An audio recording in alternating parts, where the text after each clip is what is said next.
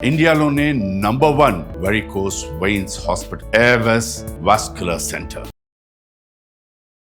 నమస్తే రమగారు. నమస్తే జయ.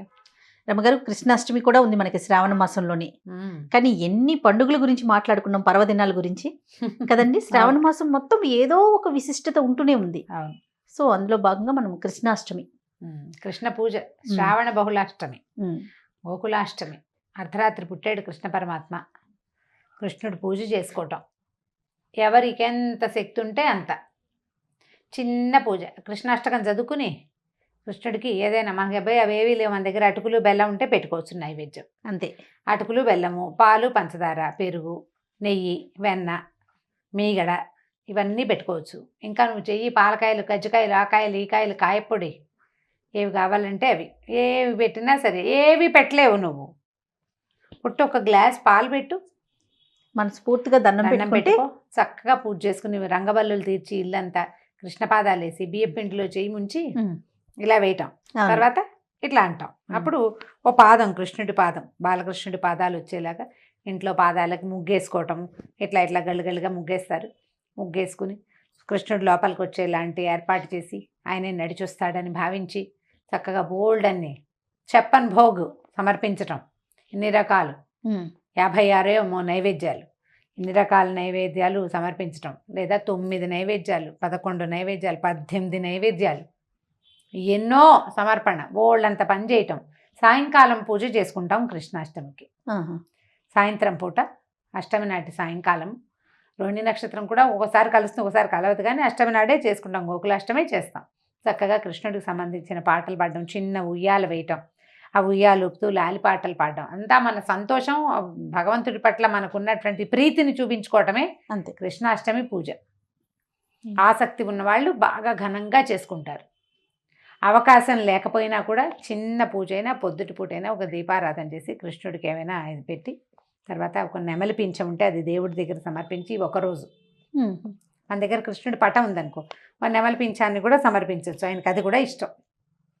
ఓ నెమలి పింఛము, ఒక వేణువు సమర్పించి చక్కగా ఇన్ని రకాల నైవేద్యాలు పెట్టుకుని, కాయపొడి కూడా పెడతారు, శొంఠి పొడి కూడా పెడతారు. ఇప్పుడు శొంఠి పొడి కూడా నివేదనే చేయటము. తర్వాత కృష్ణ జన్మ ఎలా జరిగిందో, జీవితం, భగవంతుడు భూమి మీద పుట్టదలుచుకున్నాడు. ఇప్పుడు ఆ పుట్టేది ఎక్కడ పడితే అక్కడ, ఎలా పడితే అలా కాకుండా ఒక ప్లాన్డ్గా చేశాడు. ఆయనే ముందే నిర్ణయించుకుని మరీ వచ్చాడు. నిర్ణయించుకుని వచ్చాడు. ఇప్పుడు ఇక్కడ ఈ ద్వాపర యుగంలో కృష్ణుడు జన్మించటము వాళ్ళ అమ్మా నాన్నలకి మేలు జరిగిన మేలుతో పాటు ప్రపంచానికి మేలు జరిగింది. సృష్టికి అంటే ప్రపంచానికే జగద్గురువు అయిపోయాడు ఆయన. ఆయన కృష్ణుడు ఇచ్చినటువంటి భగవద్గీత వల్లే ఇంకా భారతదేశంలో ఎంతో కొంత ధర్మం నడుస్తూ ఉంది. అవునండి. భగవద్గీతే మన జీవితాలకి ఆసరా. మనం ఒక సాక్ష్యం చెప్పాలంటే ఇండియన్ పీనల్ కోడ్లో ఉన్నది ఏ విషయం మీద సాక్ష్యం చెప్పాలన్నా భగవద్గీత మీదే ప్రమాణం చేయాలి. మన తాలూకు ధర్మ గ్రంథం జీవితానికి అతి దగ్గరగా ఉండేది. అందులో ఆధ్యాత్మికమైన విషయం బోధించబడింది, కానీ మన జీవితాలకి అత్యంత ఆవశ్యకతమైనటువంటి ధర్మాన్ని ప్రబోధించిన శ్రీకృష్ణ పరమాత్మ జన్మదినాన్ని ఎలా చేతొస్తే అట్లా ఉట్టి కట్టడము చాలా చేయొచ్చు. విశేషంగా ఉట్టి కట్టడం మన సాంప్రదాయం ప్రకారం ఎలా వీలుగా ఉంటే అలా చేసుకోవచ్చు. ఎంత చిన్న ఇంట్లో అయినా కృష్ణుడికి ఎల్లలు లేవు ఆయన్ని పూజించటానికి. మామూలుగా మహావిష్ణు ఆరాధన, ఆయన అలంకార ప్రియుడని చాలా పువ్వులు సమర్పించాలి, బోళ్ళంత సమర్పణ విష్ణువుకి. కానీ విష్ణువంశ సంభూతుడు, విష్ణువతారుడైనటువంటి శ్రీకృష్ణుడికి చిన్న పదార్థం కూడా చాలు. ఆయనకి మణులు మాణ్యాలు ఇచ్చేయక్కర్లేదు, అలంకారాలు. ఓ నెమలి పింఛం ఇచ్చినా చాలు, ఓ గుప్పెడు అటుకులు పెట్టినా, అది కూడా ముక్కిపోయినవి, పాతవి, మన ఇంట్లో పనికిరానివి అయినా సరే శ్రద్ధ మాత్రమే తీసుకుంటాడు కృష్ణుడు. నీకు ఆయన పట్ల ఎంత ప్రీతి ఉంది, ఎంత భగవంతుడి మీద నీ ధ్యాస ఉందో, ఆ ఒక్క ధ్యాసే నువ్వు ఇచ్చే ప్రసాదం స్వామికి.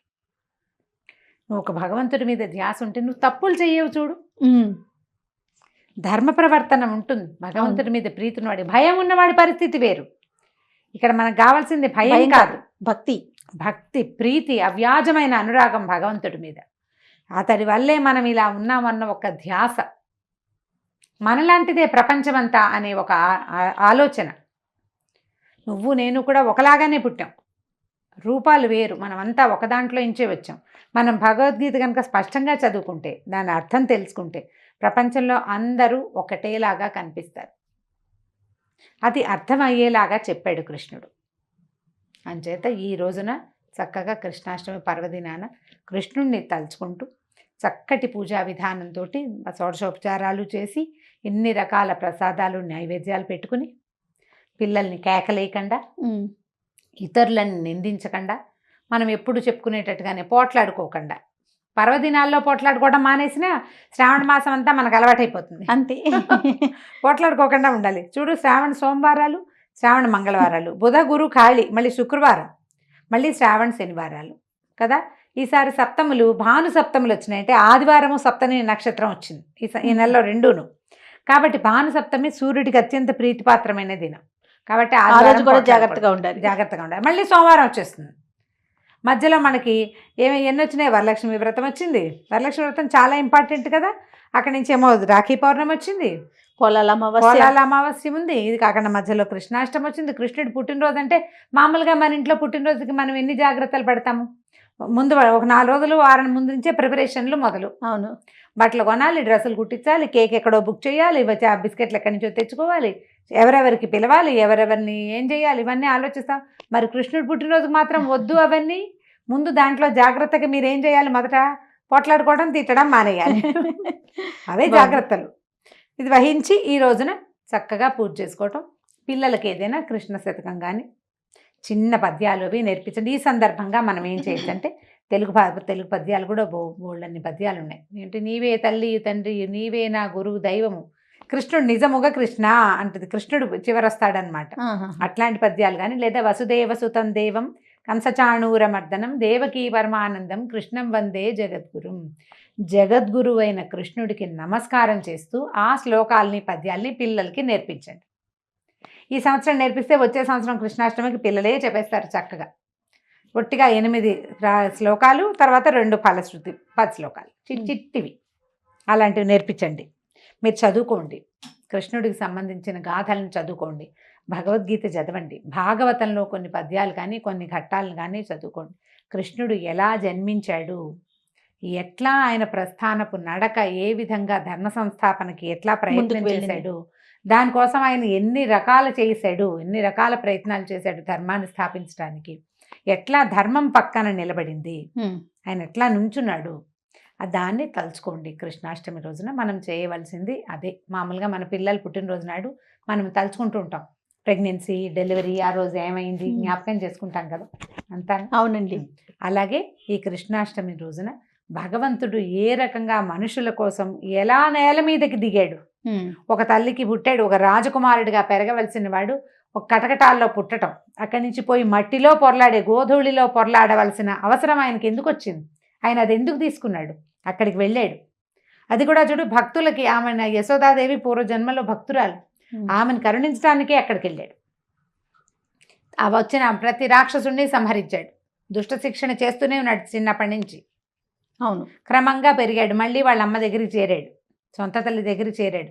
బాల్యచేష్టలేవి ఈవిడ చూడలేదు. బాల్యచేష్టలన్నీ ఆవిడెవరో అదృష్టవంతురాలు, ఆవిడ చూశారు, ఆవిడకి దక్కినాయి కదా అవి. ఇట్లా ఇలా కృష్ణగాథల్ని తలుచుకోండి, కృష్ణుని లీలా విశేషాలని తలుచుకుని చక్కగా పూజ పరిసమాప్తి చేయండి.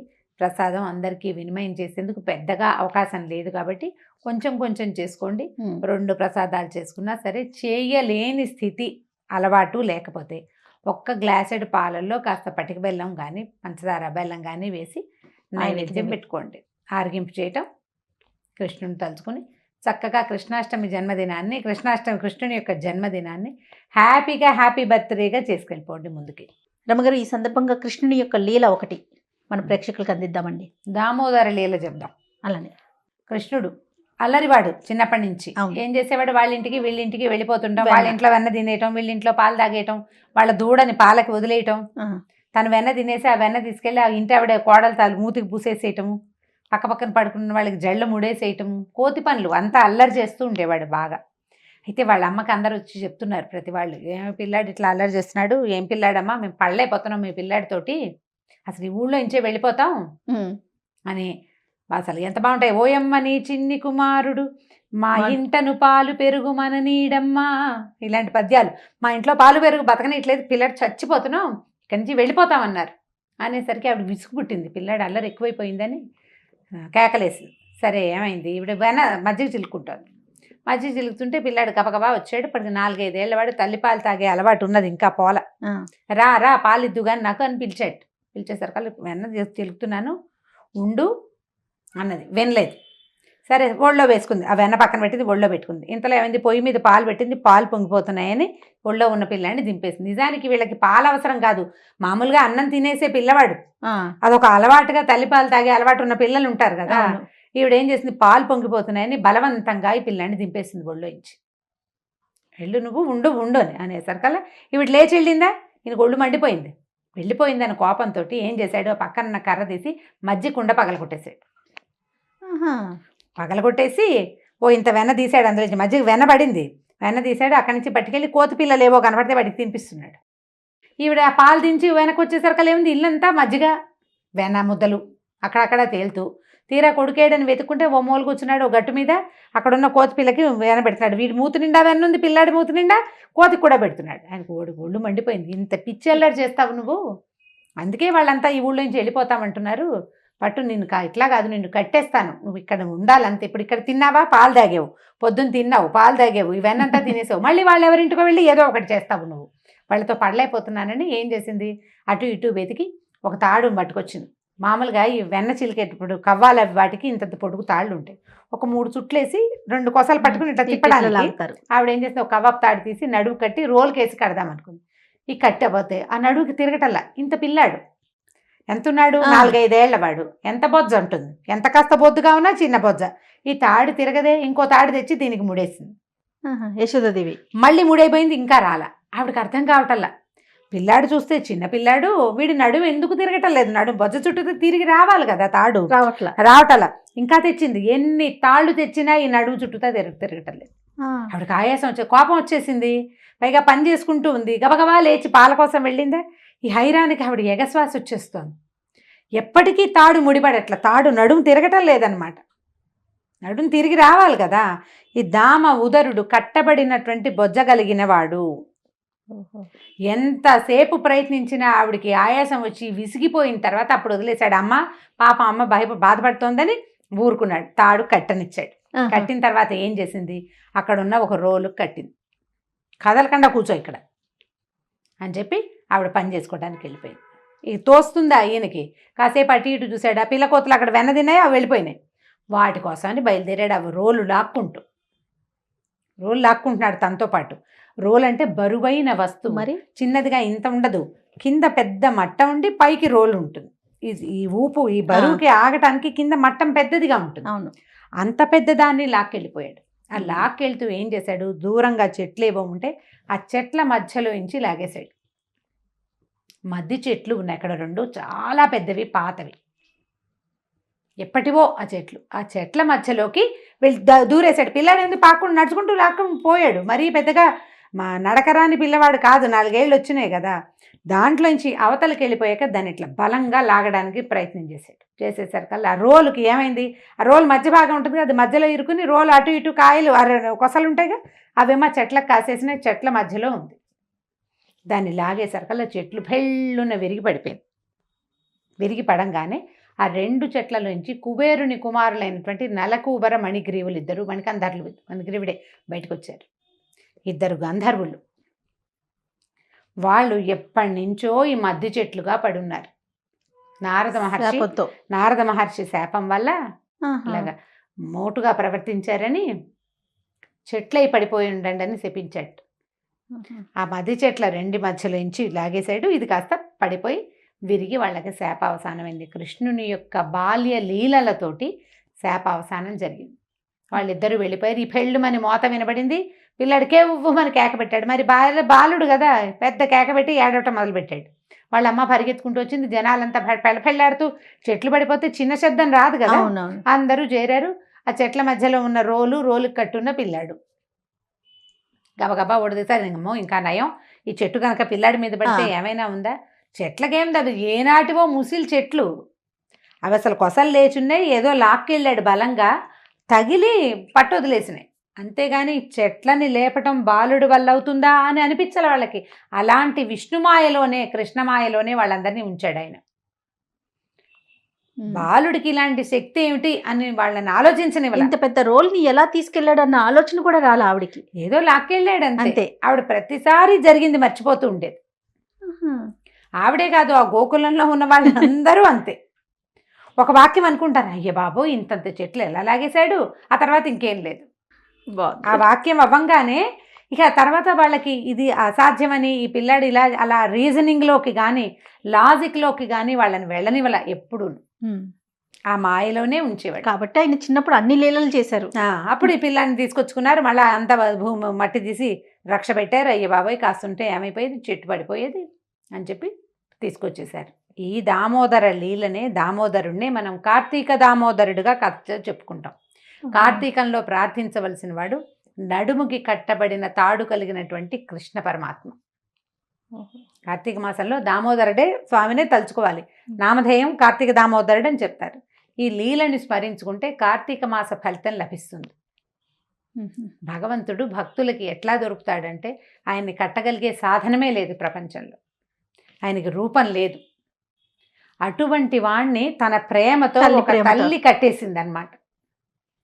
ఆమె యొక్క ప్రేమాతిశయంతో, పుత్రప్రేమతోటే కట్టగలిగింది. భక్తుడు అట్లా భగవంతుణ్ణి కట్టగలుగుతాడు. చిన్న భక్తి శ్రద్ధ, నీకు భగవంతుడి మీద ఉన్న ప్రేమ ఆర్తే అతను నీకు పలికేలాగా చేస్తుంది. అంతే.